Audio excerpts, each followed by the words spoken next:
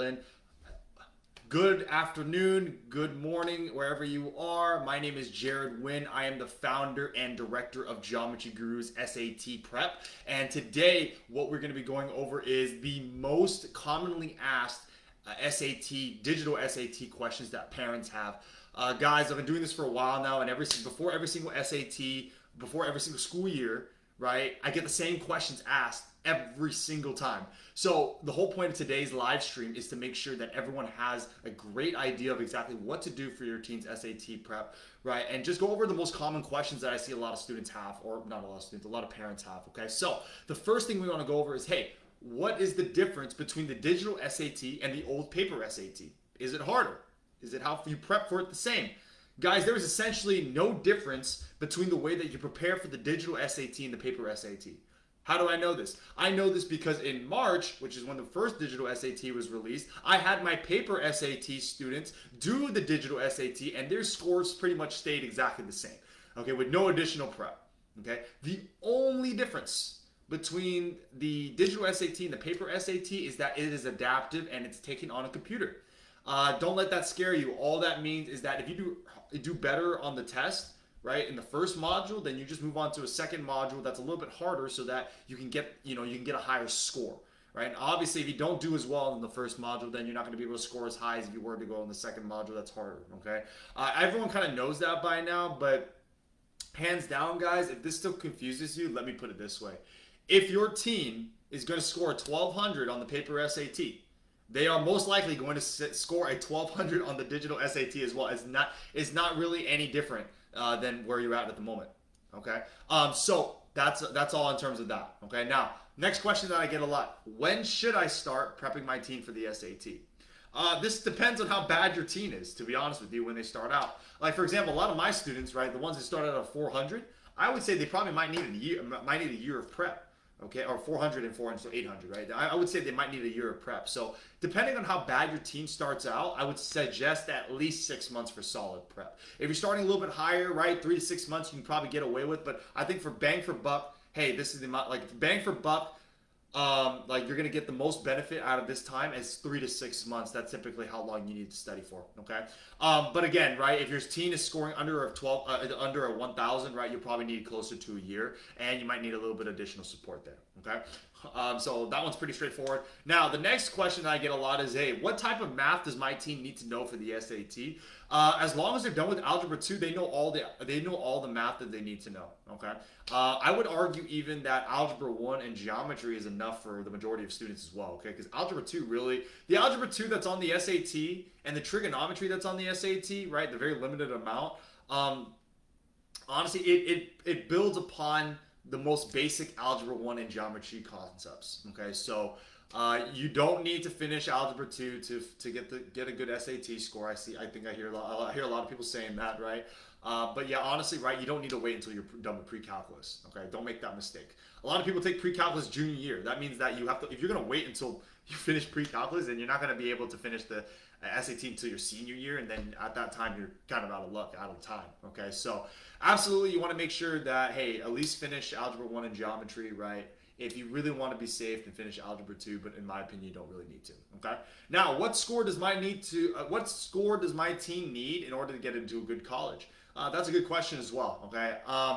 Again, this is not a one-size-fits-all approach, right? I'm not a college admissions expert, but obviously it takes more than just your SAT. You need your GPA, your extracurriculars, your college essays, things along that line. However, if you really want to figure out, hey, I need to know what score I need to get into the school that my team wants, then all you need to go is go to their website. Like, for example, if you want to go to, Texas A&M University over in Texas, okay? Then what you would do is you go to their website, you would find their 50th percentile SAT for the last admissions class, so for the 2023 admissions class for this year. And then you would see, hey, what SAT score is the 50th percentile? The 50th percentile, all that means is that is the average score that the students are in right now, right? That is the average score that you need to get in order to get in there, right? Sometimes you can score a little bit lower than that. Sometimes you need to score a little bit higher than that based on where your application is. But on average, that's what you're going to have. So for example, if your 50th percentile is a 1400, then hey, I would say you would need at least a 1400 to be, safely considered for that school. Okay, but don't overthink this, guys. Right? Obviously, higher is the better. But typically, if you're scoring above a 1400, that'll get into you. That will get you into most places. Okay, so don't like try to overcomplicate it. Just go for the 50 percentile and then go up from there. Okay. Now, next question I get a lot of is, hey, what are the best free or cheap resources that I can use for the SAT? Okay. I'm seeing some people in here. I don't know if people are. I'm seeing some comments that aren't loading up. So if you guys have a comment, or if you have a question, make sure you just send me a DM, right? Because for some reason I'm seeing questions pop up in like like in the chat in the feed, but I'm not seeing it like on my end, right? So if you have questions that you want me to answer in this live stream, just make sure you send me a text in there, okay? The next thing that I see a lot of people ask me is, hey, what are the best cheap or free resources that I can use for the English and the math sections, okay? So again, it really just depends on where you're at, okay? But Khan Academy is a really good starting point because it mimics the Blue Book when you're doing the problems, okay? It's just not really good for experienced students. Like if you're scoring under a 1200, I think it's great. Khan Academy, if you're scoring under a 1200, is an amazing tool, right? And I would suggest you even go there before you look into anything else, okay? Because again, it simulates the exam well enough, and it gives a lot of overarching concepts, okay? So if you're scoring under a 1200, I think Khan Academy is going to be a great tool for you guys, okay? For English, Erica Meltzer's book are gold standard. Okay, but they are a little wordy, okay, in my opinion. For cheap or free, though, this is the best I've found for English. But again, right, in my opinion, it's a little boring, okay? Is it good? Yes. Is it boring? Yes. Okay, so I'm actually working on a tool right now that'll help you guys, with some more, practice problems in terms of that align with it. But in my opinion, Erica Elster's books are gold standard for English. Okay. For math, Prep Pros and 1600 IO have been really good for my students, and actually that's that we use a lot of their materials. Prep Pros, 1600 IO has been really good for my students in the past because before they got the personalized coaching, because at least if you diagnose your own weaknesses, you can see which part of the books are pertain to you, then it's very, very effective. Okay, so to sum it up, TLDR, for English, Erica Meltzer's book's really good. For math, Prep Pros, 1600 IO, very good as well. Okay, 1600 IO though, like those are guys who are really good for paper. They haven't really adapted as much to the digital SAT, right? But I like their platform. Okay, now the next thing is, what is the best strategy to prepare your teen for the SAT? So whichever route you choose for your teen's SAT score, or whatever program they go to, whatever strategy they follow, the following must happen, guys, okay? First thing is they must diagnose their weaknesses with regular diagnostic tests so that they don't waste time practicing problems that they already know how to do, okay? Number one. Second thing is they need to use real SAT practice problems that mimic those said weaknesses so that they can practice sessions that, each practice session has a actual purpose and evolves with your teen's needs. Because obviously when you first start out, your weaknesses are going to be a little bit different, like, halfway through your journey. So you need to use real practice problems in a test-like environment so that, you can focus mostly on your weaknesses, okay? Because a lot of students, what they do is they just try to do everything all at once, and they just do all these problems that they already know how to do, and what's the point in that, right? It's gonna give them a false sense of security. They're gonna be like, oh, I already know how to do these problems, right? Or, I know how to do everything, right? But it's like, no, you don't. You just were practicing on your strengths. So if you only practice on your strengths, you're never gonna get better. So you need to be uncomfortable. You need to be challenging yourself every single time you're doing these sessions so that you get the results that you're looking for. Next thing is they need to simulate the test environment as frequently as possible to build that test confidence and to crush any test anxiety. If you guys are only doing problems like on a pen and piece of paper, you're not like actually practicing it as if you were going to see it on the actual exam, then you're going to fall flat on your face. Your team is going to suck at the test. Okay, it's not enough to be conceptually prepared. They need to be mentally prepared as well. Okay, so they need to be used to seeing it in like a test-like form. Okay, what this means is that, hey, you need to make sure that, number one, you're doing timed practice problems, right? Number two, you're making sure that you're doing problems in a test-like environment, right?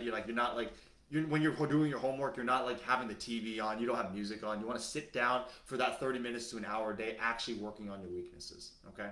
Most importantly, though, they need to be in a winning environment that makes them 100% believe that they can be successful in the SAT, okay? No matter how much you prep, if you're not in an environment that makes you believe and be confident that you can succeed, then you're going to be in a lot of trouble. Okay, so you want to make sure that you need to surround yourself, you need to surround your team with like-minded individuals who want the same things as them. Okay, because when you're working by yourself, a lot of times we hit these humps, with some of those times we hit these valleys. It's really hard to pull yourselves out of them if you're just by yourself.